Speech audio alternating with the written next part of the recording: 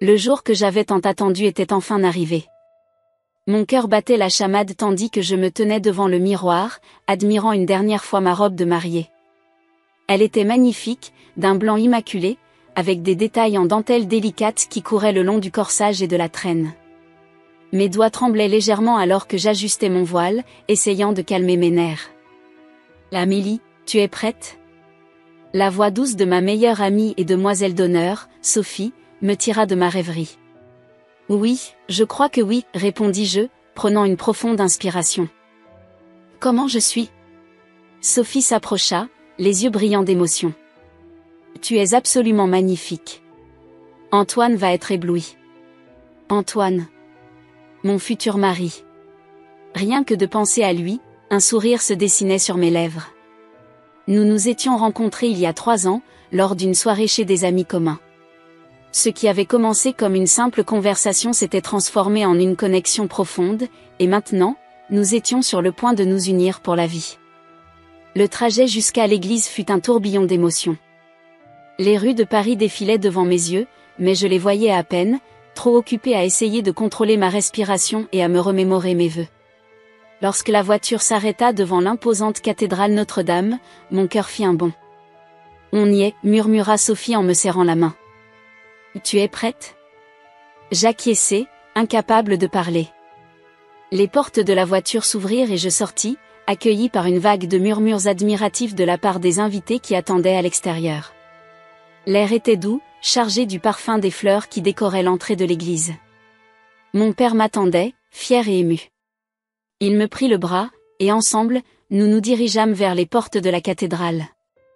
La musique de l'orgue résonna, annonçant mon arrivée, et les portes s'ouvrirent en grand. L'intérieur de Notre-Dame était à couper le souffle. Des centaines de bougies scintillaient, leurs flammes dansant sur les vitraux colorés. L'allée centrale était jonchée de pétales de roses blanches, menant directement à l'autel où Antoine m'attendait. Nos regards se croisèrent et le monde autour de moi sembla s'effacer. Il était là, magnifique dans son costume noir, ses yeux remplis d'amour et d'admiration.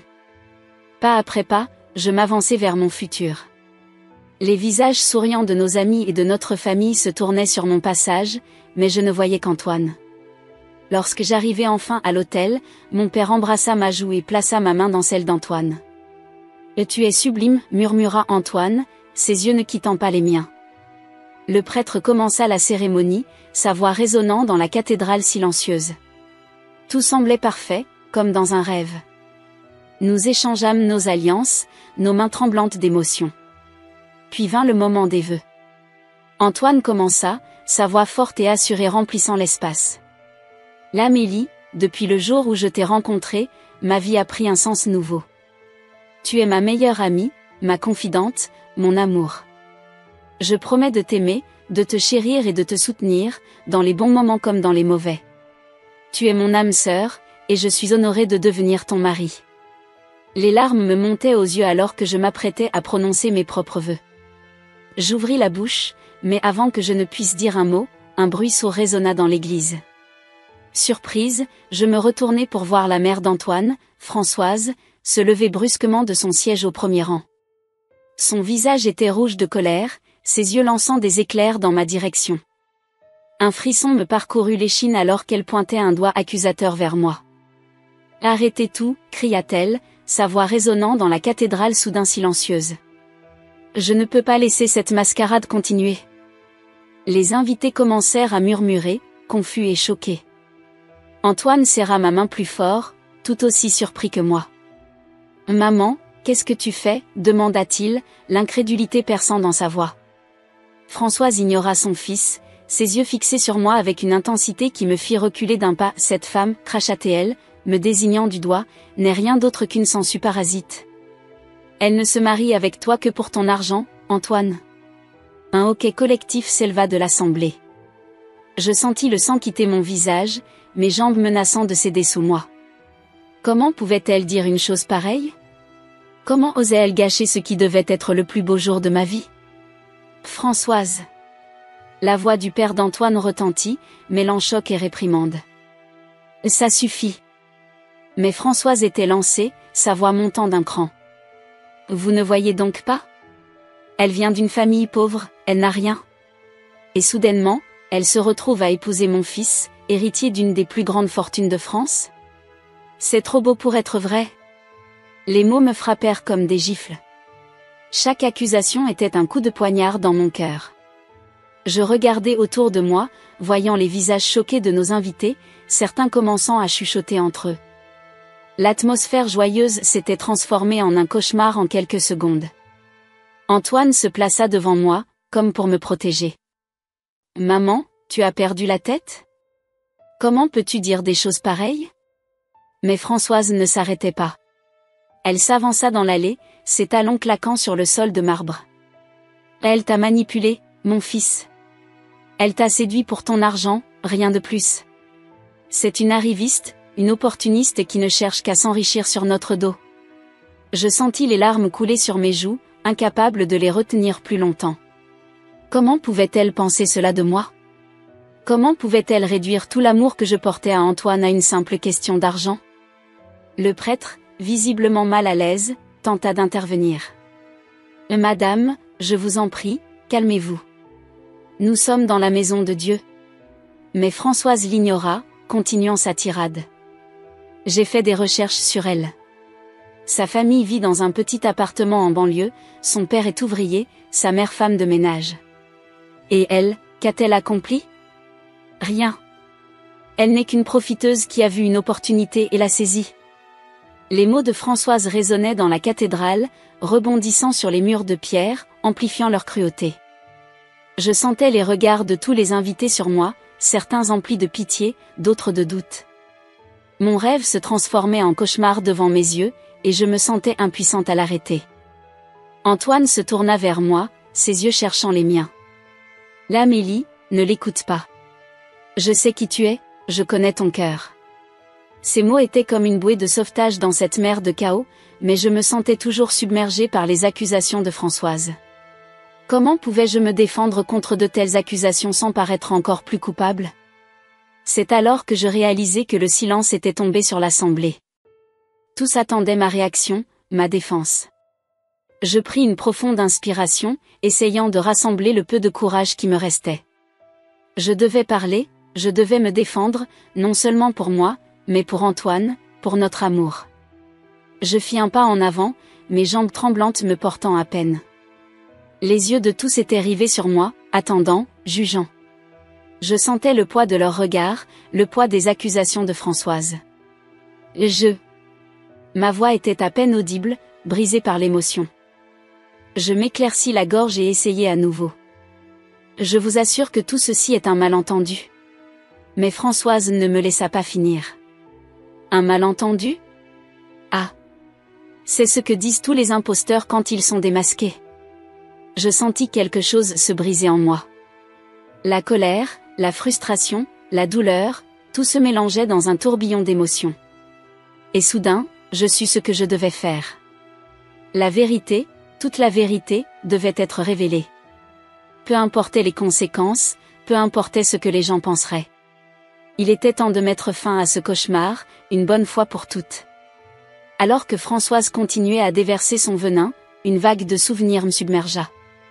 Chaque mot qu'elle prononçait ravivait des images de mon passé, des moments que j'avais essayé d'enfouir au plus profond de moi-même. Je me revoyais, assise à la table de la minuscule cuisine de notre appartement en banlieue parisienne. Les murs jaunis par le temps et la fumée de cigarettes de mon père semblaient se refermer sur moi. Ma mère, épuisée après une longue journée de travail comme femme de ménage, préparait un maigre repas avec les moyens du bord. « L'Amélie, ma chérie, disait-elle en posant une assiette devant moi, mange bien. Tu as besoin de force pour tes études. » Je baissais les yeux sur mon assiette, reconnaissante mais honteuse de voir ma mère se priver pour moi. Cette nuit-là, comme tant d'autres, je l'entendis pleurer doucement dans sa chambre, inquiète de ne pas pouvoir joindre les deux bouts. Le souvenir suivant me frappa de plein fouet. J'avais 18 ans, fraîchement admise à l'université. La joie de la réussite avait vite été éclipsée par la réalité financière. Comment allions-nous payer les frais de scolarité?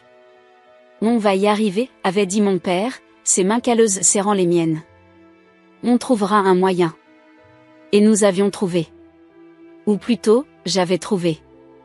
3 emplois, en plus de mes études. Serveuse le matin dans un café près de l'université, tutrice l'après-midi, et réceptionniste de nuit dans un petit hôtel. Les journées étaient interminables, les nuits trop courtes.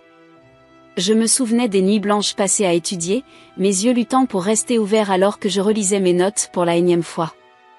Le goût amer du café bon marché qui me maintenait éveillé. Les cernes sous mes yeux qui s'approfondissaient jour après jour. Mes camarades de classe ne comprenaient pas. Pour eux, l'université était une période d'insouciance, de fête et de découverte. Pour moi, c'était une course contre la montre, une lutte constante pour rester à flot. « Pourquoi tu ne viens jamais aux soirées ?» me demandait souvent ma camarade de classe, Chloé. Son père était avocat, sa mère médecin. Elle ne pouvait pas comprendre.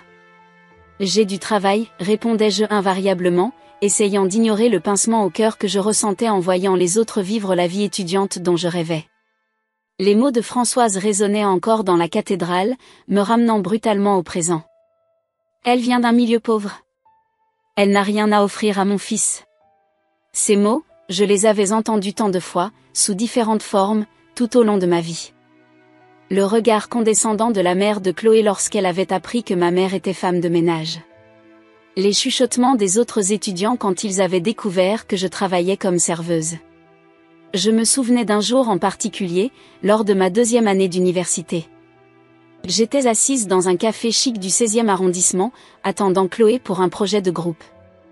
Une femme élégante, probablement dans la cinquantaine, m'avait regardée de haut en bas avant de dire à sa fille, « Vois-tu, ma chérie, c'est pour ça qu'il faut bien travailler à l'école.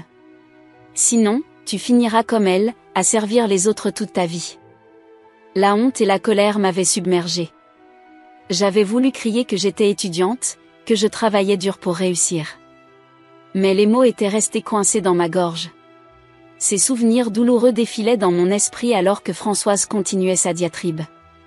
Chaque mot qu'elle prononçait ravivait une blessure, rouvrait une cicatrice que je croyais fermée. Je me rappelais les nuits où je pleurais silencieusement dans mon lit, épuisée et découragée. Les moments où j'avais envisagé d'abandonner, de renoncer à mes rêves et de me contenter d'une vie simple, comme celle de mes parents. Mais je ne l'avais pas fait. Je m'étais accrochée, poussée par une détermination que je ne me connaissais pas. Je revoyais les petites victoires, les moments de fierté. Le jour où j'avais obtenu mon diplôme, les larmes de joie de mes parents. Le premier emploi dans une grande entreprise, la première paie qui m'avait permis d'offrir un petit voyage à mes parents. Et puis, il y avait eu Antoine. Notre rencontre avait été comme un rayon de soleil après une longue nuit. Il m'avait vu, vraiment vu, au-delà des apparences, au-delà de mon passé. Il avait aimé ma force, mon courage, ma détermination. Je me souvenais de notre premier rendez-vous, dans un petit bistrot du Marais. J'étais nerveuse, consciente de la différence de nos milieux sociaux. Mais Antoine avait balayé mes inquiétudes d'un sourire chaleureux. « Parle-moi de toi », avait-il dit, ses yeux brillants de curiosité sincère. Et pour la première fois de ma vie, j'avais parlé ouvertement de mon parcours, de mes luttes, de mes espoirs. Antoine avait écouté, fasciné, sans jugement. « Tu es extraordinaire, Amélie », avait-il dit à la fin de la soirée. « Tu as accompli tellement avec si peu. Je t'admire pour ça. » Ces mots avaient été comme un baume sur mon âme meurtrie. Pour la première fois, quelqu'un voyait ma lutte non pas comme une tare, mais comme une force. Alors que les accusations de Françoise continuaient de pleuvoir, je sentis quelque chose changer en moi. La honte et la peur laissaient place à une autre émotion, la fierté. Fierté de mon parcours, de mes sacrifices, de ma réussite. Je réalisais soudain que je n'avais plus à me cacher, plus à avoir honte de mes origines. Mon passé n'était pas un fardeau, mais une force. Chaque épreuve m'avait rendue plus forte, plus résiliente. Les mots de Françoise, qui quelques instants plus tôt me blessaient profondément, me semblaient maintenant ridicules et mesquins. Comment pouvait-elle réduire toute ma vie, tous mes efforts à une simple question d'argent ? Je sentis la main d'Antoine serrer la mienne, me ramenant au présent. Son regard était rempli d'amour et de soutien, me donnant la force dont j'avais besoin. Je pris une profonde inspiration. Il était temps. Temps de dire la vérité, toute la vérité. Pas seulement pour moi, mais pour tous ceux qui avaient été jugés injustement, qui avaient dû se battre contre les préjugés et les stéréotypes. Je fis un pas en avant, me dégageant doucement de l'étreinte protectrice d'Antoine. Le silence était tombé sur l'assemblée, tous les yeux rivés sur moi, attendant ma réaction. « Madame Dubois, commençai-je, ma voix plus ferme que je ne l'aurais cru possible, vous avez raison sur un point. Je viens effectivement d'un milieu modeste. » Un murmure parcourut l'assemblée. Françoise eut un sourire satisfait, pensant sans doute avoir gagné. Mais je n'avais pas fini. Mes parents sont des gens simples, c'est vrai. Mon père est ouvrier, ma mère femme de ménage. Ils m'ont élevé dans un petit appartement en banlieue, avec peu de moyens mais beaucoup d'amour. Je fis une pause, balayant du regard l'assemblée. Certains invités semblaient mal à l'aise, d'autres intrigués. Ce que vous ne savez pas, c'est que ces origines modestes m'ont appris des valeurs que tout l'argent du monde ne peut acheter. Le travail acharné, la persévérance, l'humilité, la compassion. Je vis le sourire de Françoise vaciller. Ce n'était clairement pas la réaction qu'elle attendait. J'ai travaillé dur pour arriver où je suis aujourd'hui. 3 emplois en même temps que mes études. Des nuits blanches à réviser. Des sacrifices que vous ne pouvez probablement pas imaginer. Ma voix se brisa légèrement sur ces derniers mots, l'émotion me submergeant. Mais je me repris rapidement. Je suis fière de mon parcours. Fière de mes parents qui ont tout sacrifié pour que je puisse avoir une meilleure vie. Fière de chaque obstacle que j'ai surmonté. Je me tournai vers Antoine, dont les yeux brillaient de fierté et d'amour. Et je suis fière de l'amour que Antoine et moi partageons. Un amour basé sur le respect mutuel, la compréhension et l'admiration. Pas sur l'argent ou le statut social. Je fis à nouveau face à Françoise, dont l'assurance semblait s'être évaporée. Alors oui, Madame Dubois, je n'ai peut-être pas grandi dans un manoir ou fréquenté les meilleures écoles privées. Mais j'ai quelque chose que l'argent ne peut pas acheter, l'intégrité. Un silence pesant s'abattit sur la cathédrale. Je pouvais presque entendre les battements de mon cœur résonner dans l'immense nef. C'est alors que je réalisai que ce n'était pas fini. Il y avait encore une vérité à révéler. Une vérité que j'avais gardée secrète pendant si longtemps, même d'Antoine. Une vérité qui allait tout changer. Le silence qui régnait dans la cathédrale était assourdissant. Je pouvais sentir tous les regards fixés sur moi, certains emplis de compassion, d'autres de curiosité, et quelques-uns, comme celui de Françoise, d'un mélange de confusion et d'incrédulité. Mes mains tremblaient légèrement alors que je les levais pour ajuster mon voile.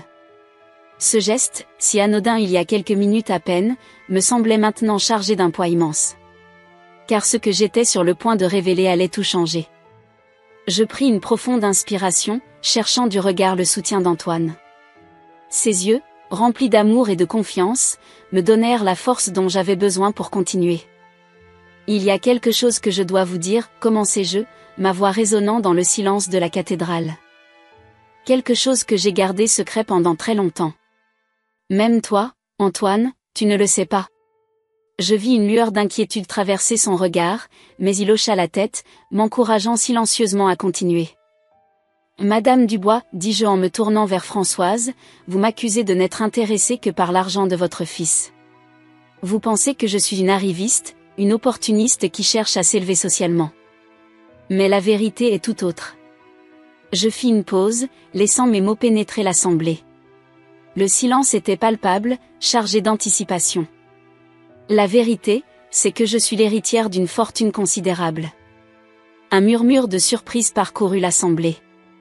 Je vis les yeux de Françoise s'écarquiller de stupeur. Mes grands-parents étaient des immigrants italiens, continuai-je, ma voix gagnant en assurance. Ils sont arrivés en France avec presque rien, fuyant la pauvreté de l'Italie d'après-guerre. Mon grand-père, Enzo Rossi, était un homme brillant et travailleur. Il a commencé comme simple ouvrier dans une usine de textile, économisant chaque centime qu'il pouvait. Je me souvenais des histoires que ma grand-mère me racontait quand j'étais petite, assise sur ses genoux dans le petit appartement de mes parents. Des histoires de courage, de persévérance, et de rêves qui semblaient impossibles. Avec le temps, mon grand-père a réussi à mettre de côté assez d'argent pour acheter une petite machine à coudre. Il travaillait le jour à l'usine et la nuit dans notre minuscule appartement, créant des vêtements qu'il vendait au marché local le week-end. Je pouvais presque sentir l'odeur du tissu et entendre le bourdonnement de la vieille machine à coudre, des souvenirs d'enfance qui remontaient à la surface. Peu à peu, son travail a été remarqué. Ses créations étaient uniques, mariant l'élégance italienne à la mode française. Il a commencé à recevoir des commandes de plus en plus importantes. Et puis un jour, un grand magasin parisien lui a proposé de vendre ses créations. Je vis Antoine sourire, fier et ému. Il connaissait une partie de cette histoire, mais pas la suite. C'était le début d'une incroyable ascension. En quelques années, la petite entreprise de mon grand-père est devenue une marque reconnue dans toute l'Europe. Mais Enzo Rossi n'a jamais oublié ses origines. Il a continué à vivre simplement, réinvestissant la majorité de ses bénéfices dans l'entreprise et dans des œuvres caritatives. Je me tournai vers mes parents, assis au premier rang. Leurs yeux étaient remplis de larmes, un mélange de fierté et d'émotion. Mes parents ont choisi de suivre le même chemin. Ils auraient pu vivre dans le luxe, profiter de la fortune familiale. Mais ils ont décidé de vivre simplement, de travailler dur, et de m'élever avec les mêmes valeurs que celles qui avaient permis à mon grand-père de réussir.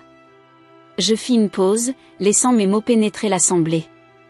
Je pouvais voir la confusion et l'incrédulité sur de nombreux visages, en particulier celui de Françoise. Quand j'ai eu 18 ans, mes grands-parents m'ont révélé l'ampleur de notre fortune familiale. J'étais sous le choc. Toute ma vie, j'avais cru que nous étions une famille modeste. Et soudain, j'apprenais que j'étais l'héritière d'un empire de la mode. Je me souviens encore de ce jour-là. Le choc, l'incrédulité, puis la peur. Peur de ce que cela signifiait, peur de comment cela allait changer ma vie. Mes grands-parents m'ont alors donné le choix. Je pouvais prendre ma part de l'héritage immédiatement, vivre une vie de luxe si je le souhaitais. Ou je pouvais choisir de continuer à vivre comme nous l'avions toujours fait, en gardant notre fortune secrète. Je regardais Antoine, dont les yeux ne m'avaient pas quitté. Je pouvais voir qu'il commençait à comprendre. J'ai choisi de garder le secret. Non pas par honte ou par peur, mais parce que je voulais faire mes preuves par moi-même. Je voulais réussir grâce à mon travail, pas grâce à l'argent de ma famille. Je me tournai à nouveau vers Françoise, dont le visage était maintenant pâle de stupeur. Alors oui, Madame Dubois, j'ai travaillé comme serveuse. J'ai été tutrice. J'ai passé des nuits blanches à étudier. Non pas parce que je n'avais pas le choix, mais parce que c'était mon choix.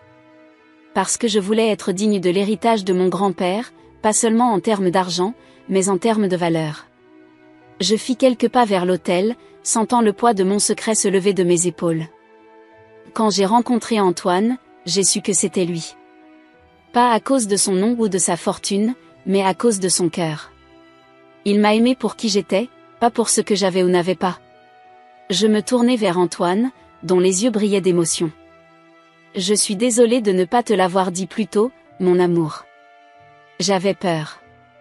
Peur que ça change quelque chose entre nous. Peur que tu penses que je t'avais menti. Antoine fit un pas vers moi, prenant mes mains dans les siennes. L'Amélie, dit-il doucement, ça ne change rien à ce que je ressens pour toi. Tu es toujours la femme forte, courageuse et incroyable dont je suis tombé amoureux.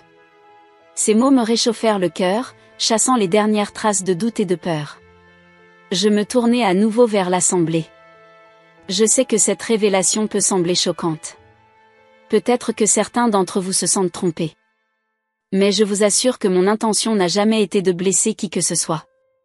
J'ai simplement voulu vivre ma vie selon mes propres termes, gagner le respect par mes actions plutôt que par mon compte en banque. Je vis des hochements de tête compréhensifs parmi les invités.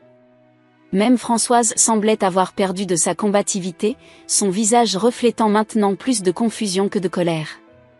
La vérité est que l'argent ne définit pas qui nous sommes. Ce sont nos actions, nos choix, notre façon de traiter les autres qui nous définissent. Et c'est pour ces raisons que j'aime votre fils, Madame Dubois. Pas pour son nom ou sa fortune, mais pour l'homme merveilleux qu'il est. Je sentis la main d'Antoine serrer la mienne un peu plus fort. Son soutien silencieux me donnait la force de continuer. Je comprends que cette révélation puisse être difficile à accepter. Je suis prête à répondre à toutes vos questions, à vous montrer que mes intentions ont toujours été pures. Mais sachez une chose, mon amour pour Antoine est réel, profond et inconditionnel. Rien de ce que vous pourrez dire ou faire ne changera cela. Un silence s'abattit sur la cathédrale alors que je terminais mon discours. Je pouvais voir une myriade d'émotions sur les visages autour de moi, choc, incrédulité, admiration, et même, chez certains, un début de compréhension. Françoise, quant à elle, semblait avoir perdu toute sa verve. Elle se tenait immobile, les yeux écarquillés, comme si elle essayait encore de comprendre ce qui venait de se passer. Je me tournai vers Antoine, cherchant dans ses yeux une indication sur ce qu'il pensait de tout cela. Son regard était rempli d'amour et de fierté, me rassurant silencieusement que tout irait bien. C'est alors qu'un mouvement attira mon attention. Quelqu'un s'avançait dans l'allée centrale de la cathédrale. Le silence qui régnait dans la cathédrale fut soudainement rompu par le bruit de pas résonnant sur le sol en marbre. Tous les regards se tournèrent vers l'allée centrale, d'où provenait ce son inattendu. À ma grande surprise, je vis Antoine s'avancer d'un pas déterminé. Son visage était un mélange d'émotions, de l'amour, de la fierté, mais aussi une pointe de détermination que je ne lui avais jamais vue auparavant. Il s'arrêta à mi-chemin entre l'autel et les bancs où sa mère, Françoise, se tenait encore bouche bée. « Maman, commença-t-il, sa voix forte et claire résonnant dans toute la cathédrale, je pense qu'il est temps que je dise quelque chose. » Je sentis mon cœur se serrer. Que allait-il dire? Était-il en colère que je lui ai caché la vérité sur ma famille? Allait-il annuler le mariage? 1000 scénarios traversèrent mon esprit en une fraction de seconde. Antoine se tourna vers moi, un sourire rassurant aux lèvres, avant de faire face à l'assemblée. Ce qu'Amélie vient de révéler est un choc pour beaucoup d'entre vous, j'en suis conscient. C'est un choc pour moi aussi, mais pas pour les raisons que vous pourriez penser. Il fit une pause, balayant du regard les invités. Le choc, pour moi, n'est pas d'apprendre qu'Amélie est l'héritière d'une grande fortune. Le choc, c'est de réaliser à quel point la femme que j'aime est extraordinaire. Ces mots me firent monter les larmes aux yeux. Antoine continua, pensez un instant.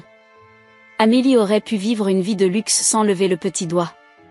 Elle aurait pu profiter de sa fortune, se prélasser sur des plages paradisiaques, s'offrir tout ce dont elle rêvait.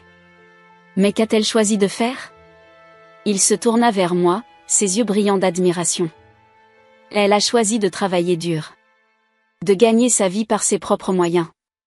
De se construire une carrière par son mérite, pas par son nom ou sa fortune. Antoine fit quelques pas vers sa mère. « Maman, tu l'as accusée d'être une arriviste, une femme intéressée uniquement par notre argent. Mais réfléchis un instant.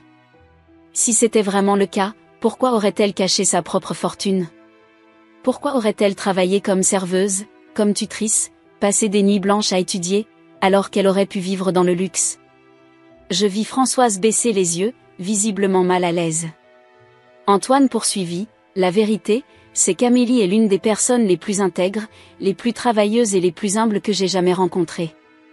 Et c'est pour ces qualités que je suis tombé amoureux d'elle. » Il se tourna à nouveau vers moi, s'approchant de quelques pas. « Amélie, mon amour, je dois t'avouer quelque chose à mon tour. » Mon cœur fit un bond dans ma poitrine. Que pouvait-il bien avoir à avouer? Je savais déjà pour ta famille, dit-il doucement. Un murmure de surprise parcourut l'assemblée. Moi-même, j'étais stupéfaite. Comment pouvait-il savoir? Antoine sourit, voyant ma confusion. Il y a environ 6 mois, j'ai reçu la visite d'un homme âgé à mon bureau. Il s'est présenté comme Enzo Rossi, ton grand-père. Je portai ma main à ma bouche, étouffant un hoquet de surprise. Mon grand-père était allé voir Antoine? Pourquoi ne m'en avait-il rien dit? Ton grand-père est un homme remarquable, Amélie, poursuivit Antoine. Il m'a raconté l'histoire de votre famille, votre décision de vivre simplement malgré votre fortune. Il m'a dit à quel point il était fier de toi, de tes choix, de ta force de caractère. Des larmes silencieuses coulaient maintenant sur mes joues. Je n'arrivais pas à croire que mon grand-père avait fait cela. Il m'a dit qu'il voulait s'assurer que l'homme que sa petite-fille allait épouser était digne d'elle, continua Antoine avec un petit rire. Je pense que j'ai passé l'examen le plus difficile de ma vie ce jour-là. L'assemblée rit doucement, brisant un peu la tension qui régnait dans l'air. Ton grand-père m'a fait promettre de ne rien te dire, expliqua Antoine. Il voulait que tu aies la chance de me le dire toi-même, quand tu serais prête. Et je respecte tellement ton intégrité, ton désir de faire tes preuves par toi-même, que j'ai accepté de garder le secret. Il fit encore un pas vers moi, prenant mes mains dans les siennes. Là, Mélie, savoir que tu étais l'héritière d'une grande fortune n'a rien changé à mes sentiments pour toi. Au contraire, cela n'a fait que renforcer mon admiration et mon amour. Tu aurais pu avoir une vie facile, mais tu as choisi la voie la plus difficile, la plus honorable. Je sentais les regards de tous les invités sur nous, mais à ce moment-là, c'était comme si Antoine et moi étions seuls au monde. Je t'aime, Amélie, dit-il avec une intensité qui me coupa le souffle. Je t'aime pour ta force, ton intégrité, ta compassion. Je t'aime pour la femme que tu es, pas pour ce que tu as ou n'as pas. Il se tourna ensuite vers l'assemblée, gardant une de mes mains dans la sienne. Si quelqu'un ici pense encore qu'Amélie est intéressée par l'argent ou le statut social, qu'il parle maintenant. Sinon, je propose que nous continuions cette cérémonie et que je puisse enfin épouser la femme extraordinaire qui se tient à mes côtés. Un silence total régna pendant quelques secondes, puis soudain, des applaudissements éclatèrent. D'abord timides, puis de plus en plus forts, jusqu'à ce que toute la cathédrale résonne d'acclamations et de cris de joie. Je vis mes parents se lever, les larmes aux yeux, applaudissant avec fierté. Même le père d'Antoine, qui était resté silencieux jusque-là, se leva pour applaudir, un large sourire aux lèvres. Seule Françoise restait assise, l'air confus et un peu honteux. Mais alors que les applaudissements continuaient, je la vis se lever lentement.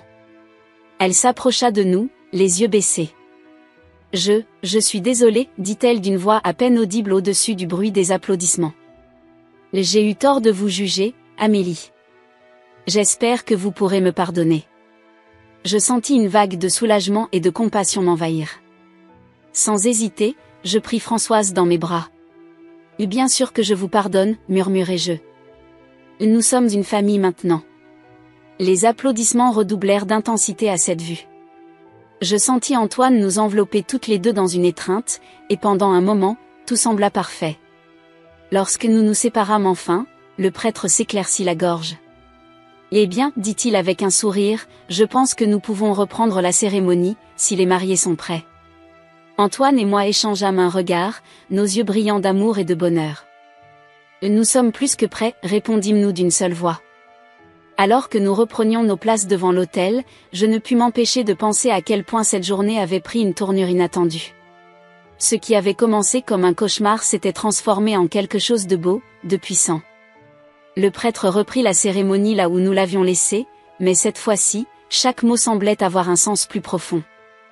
Lorsque vint le moment d'échanger nos vœux, Antoine prit mes mains dans les siennes, ses yeux plongés dans les miens. « L'Amélie, commença-t-il, sa voix empreinte d'émotion, je te promets de t'aimer et de te chérir tous les jours de ma vie.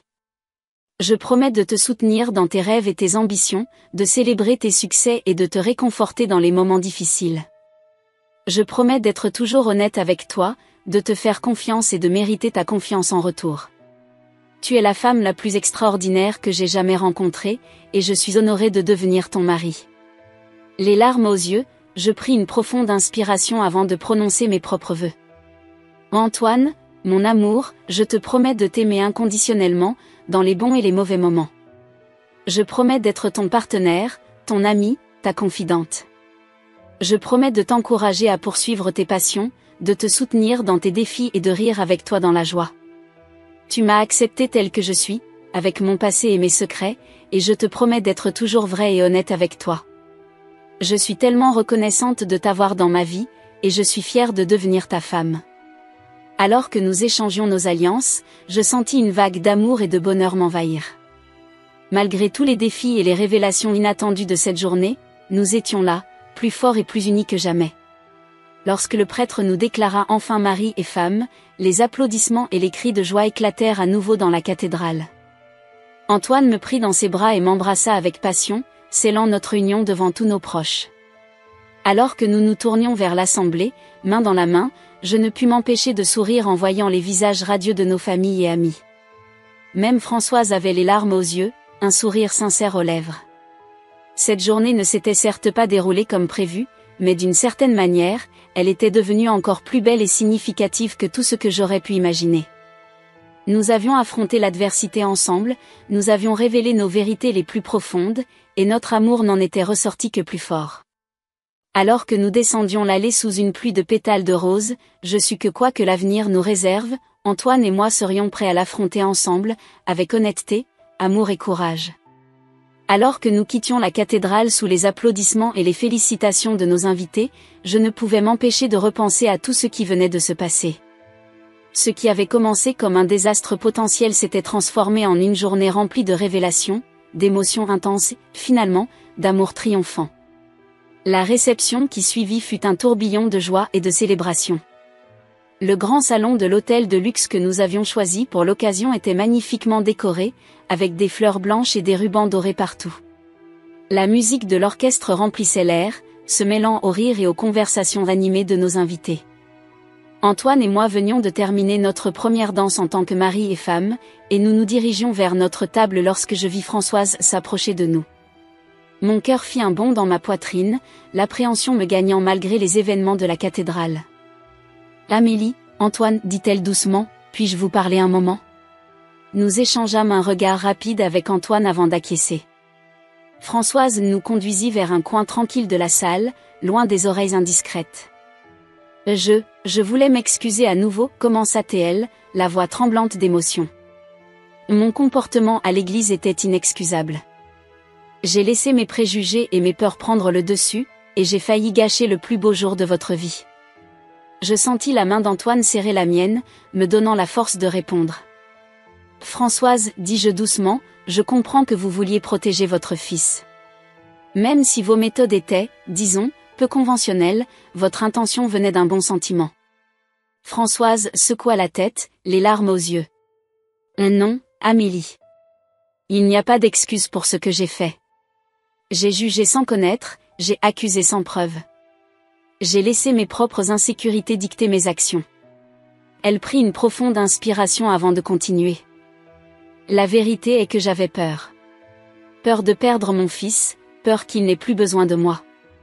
Et au lieu d'accepter que mon petit garçon était devenu un homme, capable de faire ses propres choix, j'ai choisi d'attaquer la femme qu'il aimait.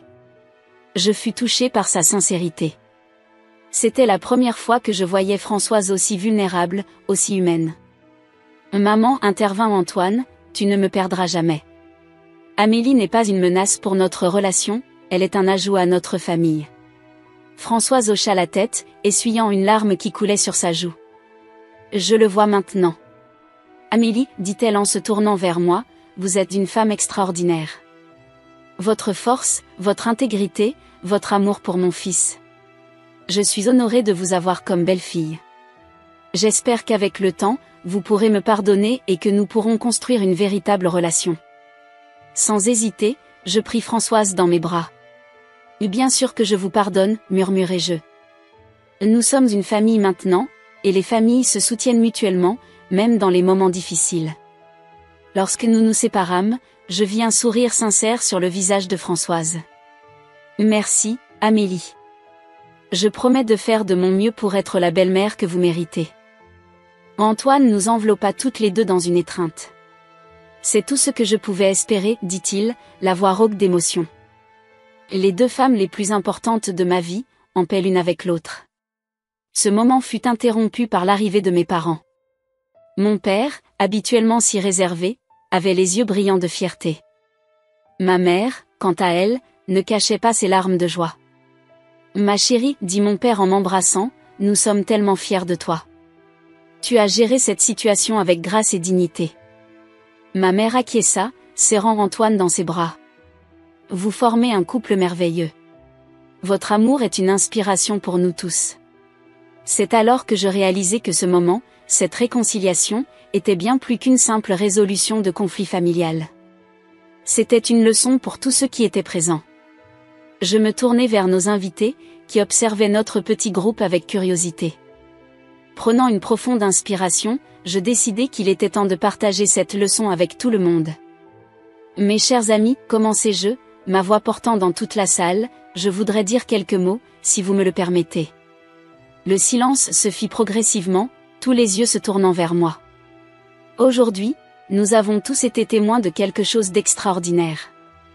Non pas seulement l'union de deux personnes qui s'aiment, mais aussi la puissance de l'honnêteté, du pardon et de l'amour inconditionnel. Je fis une pause, balayant du regard l'assemblée. Je pouvais voir l'attention et la curiosité sur tous les visages. Il y a quelques heures à peine, nous étions au bord du désastre. Des préjugés, des malentendus et des secrets menaçaient de détruire ce qui aurait dû être le plus beau jour de notre vie. Mais quelque chose de merveilleux s'est produit. Nous avons choisi l'honnêteté plutôt que la dissimulation. Nous avons choisi le pardon plutôt que la rancune. Et surtout, nous avons choisi l'amour plutôt que la peur. Je sentis Antoine serrer ma main, m'encourageant silencieusement à continuer. Ce que nous avons vécu aujourd'hui est une leçon pour nous tous. Une leçon sur l'importance de ne pas juger les autres sur les apparences ou les rumeurs. Une leçon sur la valeur de l'honnêteté, même quand c'est difficile. Une leçon sur le pouvoir du pardon et de la compréhension mutuelle. Je me tournai vers Françoise, lui souriant avec chaleur. Ma nouvelle belle-mère nous a montré aujourd'hui que même dans les moments les plus sombres, il est possible de trouver la lumière. Que l'amour d'une mère peut surmonter les préjugés et les malentendus. Françoise avait les larmes aux yeux, mais son sourire était radieux. Et mon mari, continuai-je en regardant Antoine avec amour, m'a montré que l'amour véritable va au-delà des apparences, au-delà des secrets. Qu'il accepte l'autre tel qu'il est, avec ses forces et ses faiblesses. Antoine porta ma main à ses lèvres, y déposant un doux baiser. Aujourd'hui, nous célébrons bien plus qu'un mariage. Nous célébrons la victoire de l'amour sur la peur, de la vérité sur les préjugés, de la compréhension sur le jugement hâtif. Je levai mon verre, invitant tous les invités à faire de même. Je vous invite tous à réfléchir à cette journée, à ce que nous avons vécu et appris. Que cela nous serve de rappel dans notre vie quotidienne.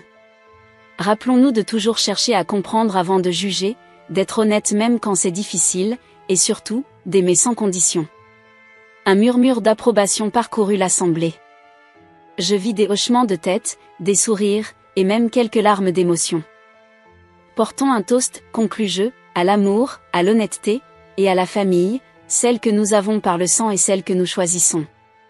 Que notre histoire serve d'inspiration et de rappel que l'amour peut vraiment tout surmonter. À l'amour, répondirent en chœur tous les invités, levant leurs verres. Alors que les conversations reprenaient et que la musique recommençait à jouer, je sentis une profonde paix m'envahir. Ce qui avait commencé comme le pire jour de ma vie s'était transformé en quelque chose de beau et de significatif. Antoine me prit dans ses bras, m'embrassant tendrement. « Tu es incroyable », murmura-t-il. « Je t'aime tellement. »« Je t'aime aussi », répondis-je, me blottissant contre lui. Alors que la soirée se poursuivait, remplie de danse, de rires et de célébrations, je ne pouvais m'empêcher de penser à quel point la vie pouvait être surprenante. Les épreuves que nous avions traversées aujourd'hui nous avaient rendus plus forts, plus unis. Elles nous avaient rappelé l'importance de l'honnêteté, du pardon et de l'amour inconditionnel. Je savais que notre vie ensemble ne serait pas toujours facile. Il y aurait des défis, des désaccords, peut-être même des moments de doute.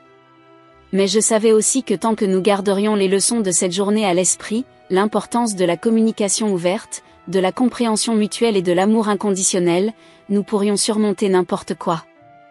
Alors que je regardais autour de moi, voyant les visages souriants de nos amis et de notre famille, je me sentis empli de gratitude. Gratitude pour l'amour d'Antoine, pour la compréhension nouvellement acquise de Françoise, pour le soutien indéfectible de mes parents, et pour la chance d'avoir pu transformer une situation potentiellement désastreuse en un moment d'apprentissage et de croissance pour tous. Cette journée, qui avait commencé dans le chaos et la confusion, se terminait dans l'harmonie et l'amour.